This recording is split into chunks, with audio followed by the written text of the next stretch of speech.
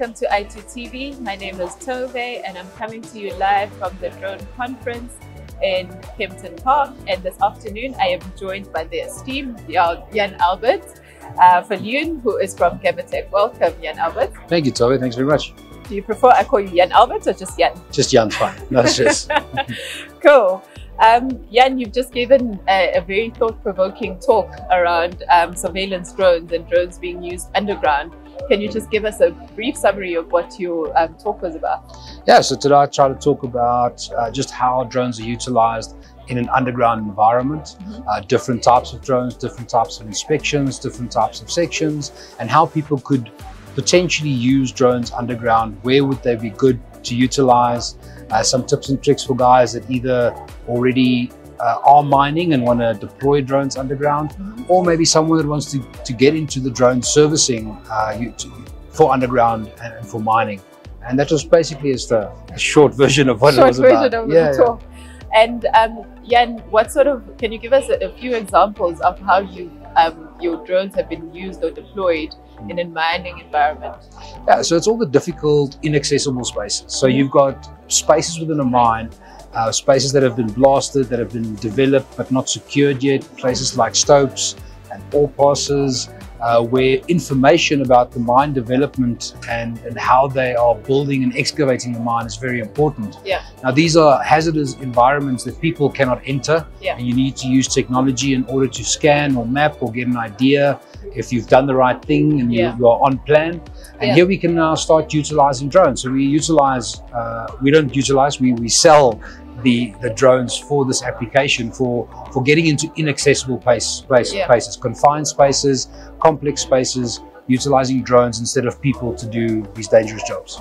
That's very cool. So drones are actually helping people to stay safe. Absolutely. So you're not sending humans to all these hazardous environments. That's exactly it. Okay. And we all know that when you start going underground, you start losing GPS and all of that. How does the drone or the drone technology circumvent that? Yeah, so generally drones are driven by their GPS coordinates.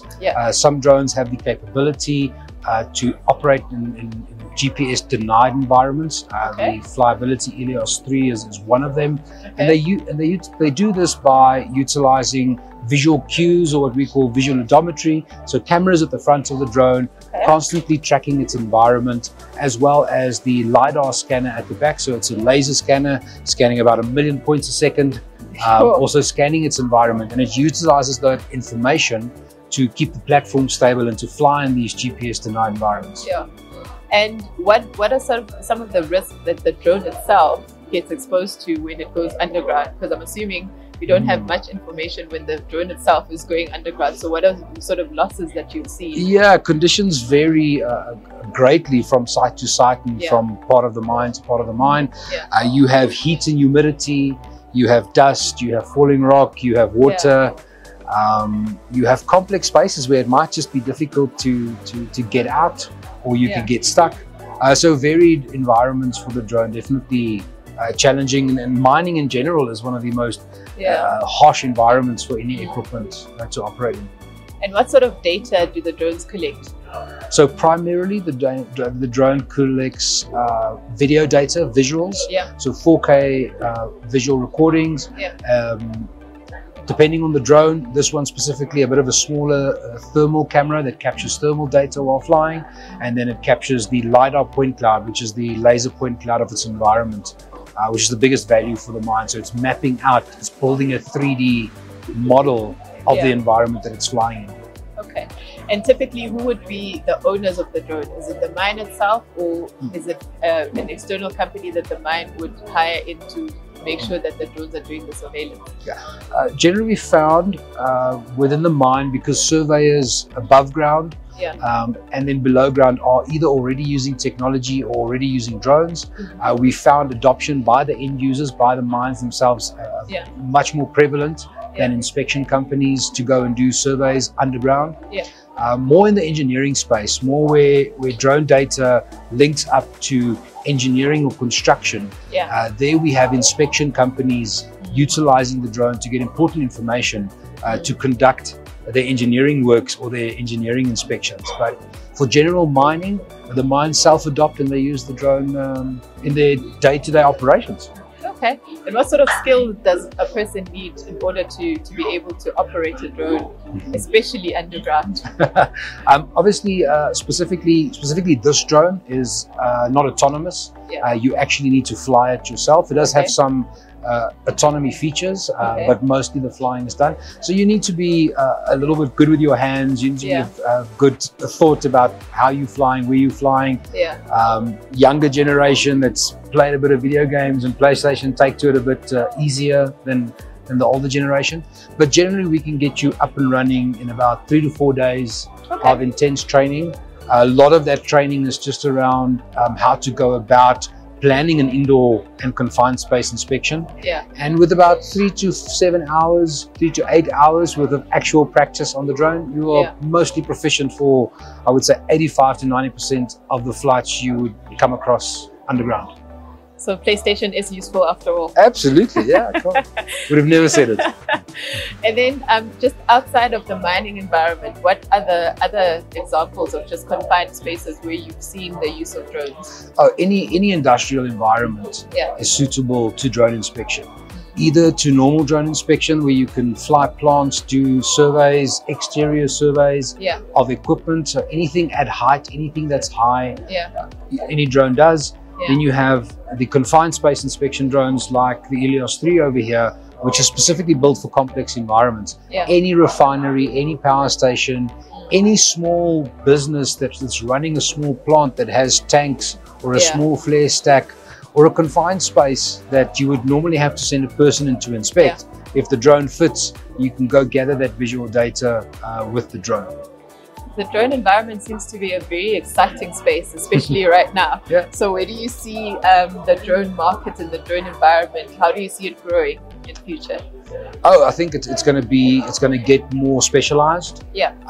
What people think is that they obviously see drones in movies doing amazing things, and everyone wants to buy a drone that does everything. Unfortunately, that's not how the world works. So we see drones getting more specialized, and we'll see for specific applications, and we will see drones getting more autonomous as we can teach them how to do things, how to do them, when to do them, how to do them correctly. We'll find more and more autonomy out of drones. And what's the margin for error in terms of the people that, I mean, I'm assuming it's human beings that are designing and teaching these drones what to do. Have you seen any human error where a drone has been designed and it's not acting in the way that it was expected to react? Oh, I mean, I would say any drone's going to do that, because how can you plan for a million different scenarios? Generally, you just need a stable platform with consistent flight characteristics, and you'd be good to go. With autonomy, it's just the unexpected that happens. Like you could plan all you want, and when the unexpected happens, would what you taught the drone be able to adapt to that, or do you still need a person flying it? Okay. And then maybe just in closing, can you tell us what GammaTec is about? What do you guys do? What do you specialize in? It's your moment to shine. Thank you so much. So GammaTec is a local company. We are 55% state-owned by the Nuclear Energy Corporation of South Africa. We specialize in the supply and maintenance of industrial inspection equipment. So our biggest business is industrial radiography, ultrasonics and other inspection methodologies that are used constantly in oil and gas and power generation inspections on refineries. So we're an equipment supplier. Radiography being our biggest business. The drone fitting so well into our industrial space is something that we adopted because we could fly, or our customers could adopt and fly the drone in these industrial spaces, gathering data in a safe fashion. They were already doing inspections on these plants to keep them safe and keep them running. GammaTec's been doing that for 41 years. We service about 70 countries, and we've got probably about 4 or 5 offices, four offices across the globe that act on our behalf as well.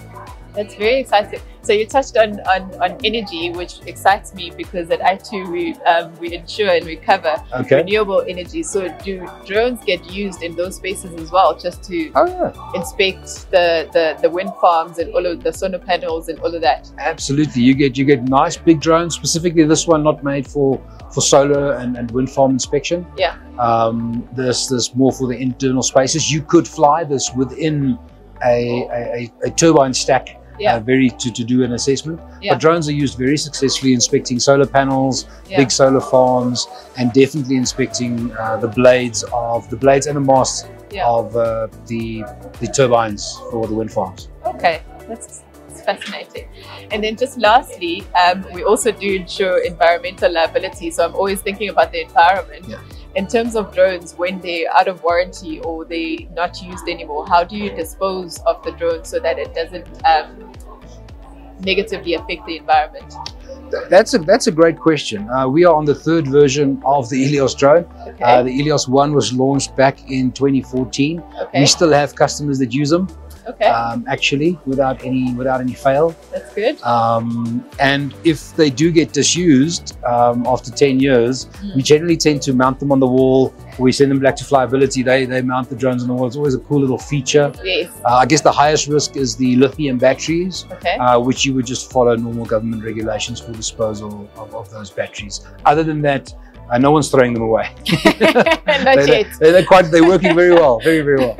No, that's good. That's good for your customers to know that they work very well. Absolutely, yeah. Okay, cool. Jan, thank you very much for your time. Thank you. Thank you for taking your time out. Thank you for doing the presentation at the conference today. And we certainly do appreciate you coming to speak to us here. No, that's awesome. Thank you very much, Jan, for your time. And thank you for everybody that's taken the time to watch this episode of iTOO TV, where we were coming to you live from Drone Conference in Kempton Park. This is Tove Sitole from iTOO Specialist Risk, your epic partner in specialty insurance.